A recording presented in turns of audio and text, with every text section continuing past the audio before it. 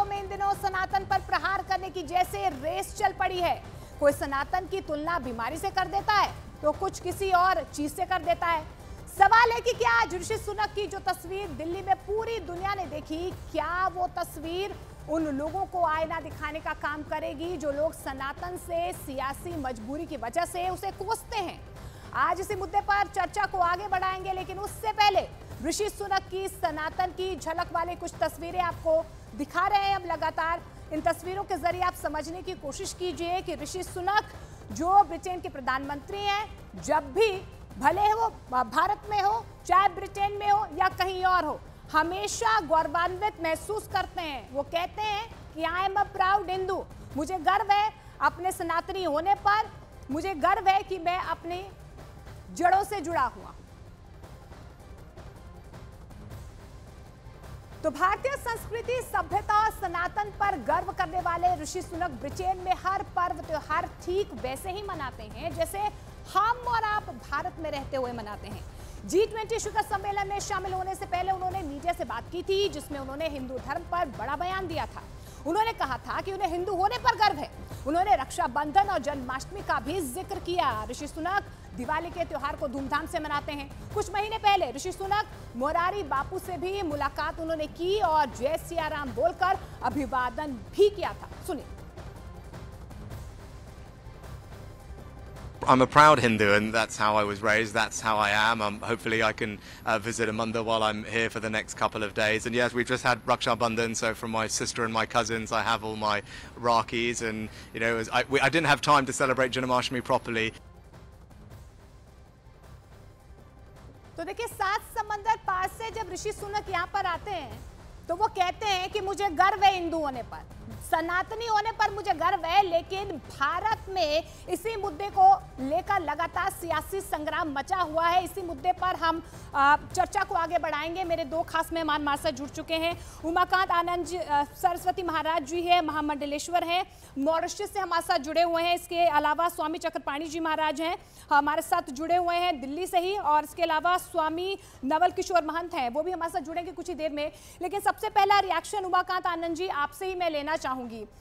ऋषि सुनक आते हैं और ऋषि सुनक जब भी आते हैं हमेशा उनका सबसे पहला मैं ये कहूं बयान आने से पहले भी, फिर वो चाहे ब्रिटेन में हो चाहे भारत में हो, उनकी तरफ से साफ तौर पर कहा जाता है कि मैं एक गौरवान्वित हिंदू हूं, सनातनी होने पर मुझे गर्व है, मुझे अपनी जड़ों से प्रेम है। लेकिन इसी सनातन को लेकर अगर हम भारत की बात करते हैं तो यहाँ पर सिर्फ और सिर्फ सनातन को चोट करने की होड़ मची हुई है। एक ना एक बयान हम देखते हैं, आए दिन आता रहता है। ऐसे में ऋषि सुनक की जो तस्वीर आज दिल्ली से ना सिर्फ दुनिया को गई लेकिन इन नेताओं के बीच भी गई, तो क्या संदेश, क्या मैसेज सीधे तौर पर जाता है इन नेताओं को? आईना दिखाने का काम ऋषि सुनक कर रहे हैं सीधे तौर पर। देखिए, कोई भी सनातनी हो, दुनिया के किसी भी कोने में हो, उसे अपने धर्म पे गर्व होना चाहिए। और ऋषि सुनक हिम्मत वाले आदमी जो ब्रिटेन की धरती पे रह के भी अपने धर्म के लिए गौरव का उद्घोष करते हैं। और भारत के अंदर स्टालिन हो या जो वक्तव्य आजकल आ रहे हैं, कुछ लोग सनातन उन्मूलन चला रहे हैं, कुछ लोग सनातन की उम्र पूछ रहे हैं, ये वो लोग हैं जो हीन भावना से ग्रसित लोग हैं, जिनको अपने धर्म की समझ नहीं है और राजनीतिक रोटियां सेकने के लिए कुछ भी करते हैं। हर सनातनी को, क्योंकि सनातन धर्म कोई संप्रदाय नहीं है, कोई सेक्ट नहीं है जिसमें एक किताब हो और उसकी जन्म तिथि हो उसको मान लिया जाए।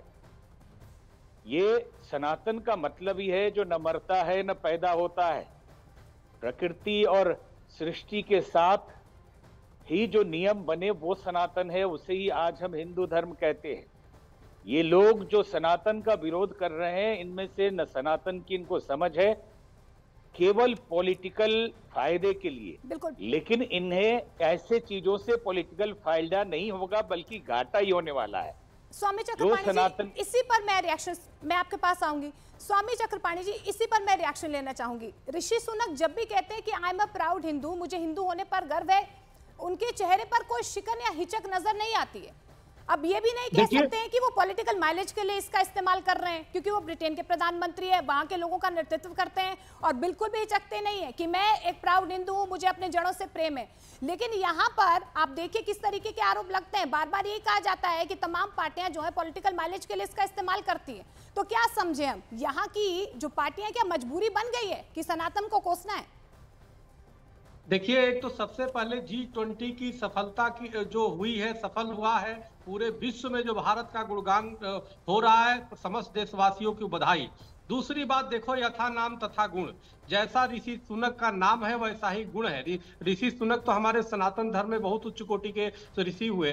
सवाल इस बात का है कि निश्चित रूप से स्टालिन हो, चाहे स्वामी प्रसाद मौर्य जी हो, चाहे बिहार के चंद्रशेखर हो, चाहे डी राजा हो, इन तमाम लोगों को कहीं ना कहीं G20 में और जिस प्रकार से अंतर्राष्ट्रीय स्तर के नेतृत्व आकर के आए और सनातन धर्म के प्रति जो है अभिव्यक्ति अपना किया, उससे उनको थपेड़े लगे हैं। अभी भी अगर समझ में नहीं आ रहा है तो अब उनको कौन सिखाए। लेकिन एक बात है कि जिस सनातन धर्म ने वसुधैव कुटुंबकम का मंत्र दिया, यानी धरा पे रहने वाले हर व्यक्ति परिवार है, जिसने सर्वे भवंति सुखिनः सर्वे संत निरामयः सर्वे भद्राणि पश्यन्तु मा कश्चित् दुःख भाग् भवेत् के सिद्धांत दिए, सबकी कामना किया, मंगल कामना, सभी को आरोग्य रहने की कामना किया, जिसको आज G20 में देश के हमारे यशस्वी प्रधानमंत्री मोदी जी ने सबको उससे अवगत भी कराया। निश्चित रूप से इसका संदेश देश दुनिया में गया है। और नकारात्मक विचारधारा के लोग हमेशा होते हैं।